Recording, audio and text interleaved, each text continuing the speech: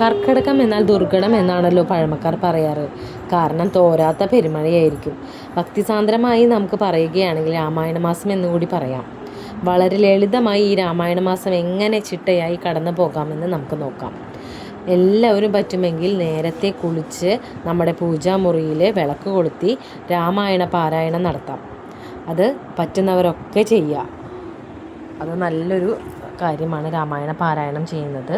രാമായണ മാസത്തിൽ പ്രത്യേകത ഉള്ളതാണ്. പിന്നെ അടുത്തുള്ള ക്ഷേത്രങ്ങളിലൊക്കെ പോവുക, പ്രാർത്ഥിക്കുക. നാലമ്പല ദർശനം ഏറ്റവും നല്ലതാണ് കേട്ടോ. നാലമ്പലം എന്ന് പറയുന്നത് ശ്രീരാമൻ്റെയും ലക്ഷ്മണൻ്റെയും ഭരതൻ്റെയും ശത്രുഘ്നൻ്റെയും ക്ഷേത്രങ്ങൾ സന്ദർശിക്കുക എന്നുള്ളതാണ്. അവിടെ ദർശനം നടത്തുക എന്നുള്ളതാണ് നാലമ്പല ദർശനം എന്ന് പറയുന്നത് കേട്ടോ. അപ്പോൾ അങ്ങനെയുള്ള ക്ഷേത്രങ്ങൾ അടുത്തുണ്ടെങ്കിൽ നമുക്ക് പോയി ക്ഷേത്ര ദർശനം നടത്താം. പിന്നെ ക്ഷേത്രങ്ങളിലൊക്കെ നടത്തി വരാറുള്ള അഷ്ടദ്രവ്യ മഹാഗണപതി ഹോമവും ആനയൂട്ട്, അതൊക്കെ അതിലൊക്കെ പങ്കെടുത്ത് നമ്മൾ പറ്റാവുന്ന വഴിപാടുകളൊക്കെ ചെയ്യുക കേട്ടോ. എല്ലാവരുടെ അടുത്തുള്ള ക്ഷേത്രങ്ങളിലൊക്കെ ഇങ്ങനെ നടക്കുന്നുണ്ടാവും. അവിടെ ചെന്ന് പ്രാർത്ഥിച്ച് അതൊക്കെ ചെയ്യുക. അടുത്തതായി മുക്കുറ്റിക്ക് വളരെ പ്രാധാന്യമുണ്ട് കേട്ടോ രാമായണ മാസത്തിൽ. നമ്മൾ കുളി കഴിഞ്ഞിട്ടുണ്ടെങ്കിൽ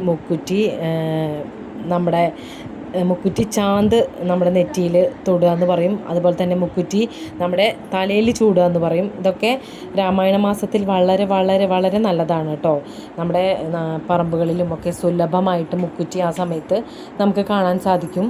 നല്ല ഭംഗിയിൽ നിൽക്കുന്നത് കാണാം. എല്ലാവരുടെയും വീട്ടിലുണ്ടായിരിക്കും. അപ്പോൾ അതിങ്ങനെ മുക്കുറ്റി എടുത്തിട്ട് അതിൻ്റെ പൂവ് നമ്മൾ വേർതിരിച്ചെടുക്കുക. എന്നിട്ട് നമ്മളതൊന്ന് വെള്ളത്തിലൊന്ന് കഴുകി നമ്മുടെ കയ്യിലിങ്ങനെ നന്നായി തിരുമ്പുക. അങ്ങനെ നന്നായി തിരുമ്പുമ്പോൾ നമുക്കതിൻ്റെ ചാറ് നമ്മുടെ കയ്യിൽ കിട്ടും. അത് നമ്മളൊരു ടീസ്പൂൺ എടുത്തിട്ട് നമ്മളതിൽ എടുത്തിട്ട് നമ്മുടെ വീട്ടിലെല്ലാവരുടെയും നെറ്റിയിൽ നമുക്ക് തൊടാം. അത് എന്താ പറയുക, നല്ലൊരു ഔഷധമാണത്. നമ്മുടെ നെറ്റിയിൽ തൊടുമ്പോൾ തന്നെ നമുക്കൊരു എന്താ പറയുക, ഒരു പോസിറ്റീവ് എനർജി നമുക്ക് ഉണ്ടാകും. നാം അറിയാതെ തന്നെ നമ്മുടെ ശരീരത്തിൽ അതൊരു ഔഷധമായി പ്രവർത്തിക്കുകയാണ് കേട്ടോ. അപ്പോൾ പറ്റുമെങ്കിൽ മുക്കുറ്റി കിട്ടുന്നവർ അങ്ങനെയും ചെയ്യുക കേട്ടോ. എന്തായാലും നിർബന്ധമായും അത് ചെയ്യുക. എല്ലാ കാര്യങ്ങൾക്കും അതിൻ്റേതായ ഗുണങ്ങളുണ്ട്. അതാണ് നമ്മുടെ പൂർവികർ ഇതെല്ലാം നമുക്ക് പകർന്നു തന്നിട്ടുള്ളത്. പിന്നെ അടുത്തതായിട്ട് നമുക്ക് വേണ്ടത്, നമ്മുടെ തൊടിയിലൊക്കെ മൈലാഞ്ചി ഇലകളൊക്കെ കാണാം. അപ്പോൾ മൈലാഞ്ചി ഇലകൾ നമ്മൾ എടുത്ത് പൊട്ടിച്ച്, ഇതാണ് മൈലാഞ്ചി, കണ്ടോ, ഇത് കൊമ്പുകളായി ഇങ്ങനെ ഒടിച്ചെടുത്തിട്ട് ഇല ഉരിയുക. എന്നിട്ട് നമ്മൾ പണ്ടൊക്കെ അമ്മിയിലാണ് അരച്ചിട്ടുണ്ടായിരുന്നത്. ഇപ്പം നമുക്ക് മിക്സിയും കാര്യങ്ങളൊക്കെ ഉള്ളത് കൊണ്ട് നമ്മൾ അരച്ച് മിക്സിയിൽ അരയ്ക്കുക. എന്നിട്ട് നമ്മളത് കയ്യിലിടുക. അപ്പോൾ പണ്ടൊക്കെ ഞങ്ങൾ കുട്ടികളായിരിക്കുമ്പോൾ വീട്ടിലെല്ലാവരും മൈലാഞ്ചി ഇട്ടിരിക്കും കർക്കിടക മാസത്തിൽ. വയസ്സായവരൊക്കെ ഇങ്ങനെ കൈയുമ്പോൾ പൊത്തി വെക്കണം കാണാം. അതൊക്കെ ഏറ്റവും നല്ലതാണ്. ഇങ്ങനെ കൈയൊക്കെ ചുവന്ന് എല്ലാവരും സ്കൂളിൽ പോകുമ്പോൾ എല്ലാവരും കയ്യിൽ മൈലാഞ്ചി ഉണ്ടാവും. എന്ത് രസമായിരിക്കും. അതുപോലെ തന്നെ നമ്മൾ പത്തല വെക്കുക എന്ന് പറയും. പത്തലയിൽ എന്തൊക്കെയാണെന്ന് വെച്ച് കഴിഞ്ഞാൽ തഴുതായ്മ ഉണ്ടാവും, പിന്നെ ചായ മനസ്സ, ഇത് നമ്മുടെ ചില വീടുകളിലേ ഉണ്ടാവുള്ളൂ കേട്ടോ. ചായ മനസ്സ, പിന്നെ കടിക്കണ തുമ്പ, കുമ്പളത്തിൻ്റെ ഇല, മത്തയുടെ ഇല, പിന്നെ തവരയുടെ ഇല എന്ന് പറഞ്ഞത് ഇങ്ങനെ വട്ടനെയുള്ള ഒരു ഇലയുണ്ടല്ലോ, അതാണ് തവരയുടെ ഇല എന്ന് പറയുന്നത്. അപ്പോൾ ഇതാണ് തവരയുടെ ഇല കേട്ടോ. ഇത് തവരയുടെ ഇല നമ്മൾ നമ്മുടെ വീടിൻ്റെ പറമ്പിലൊക്കെ കാണാം.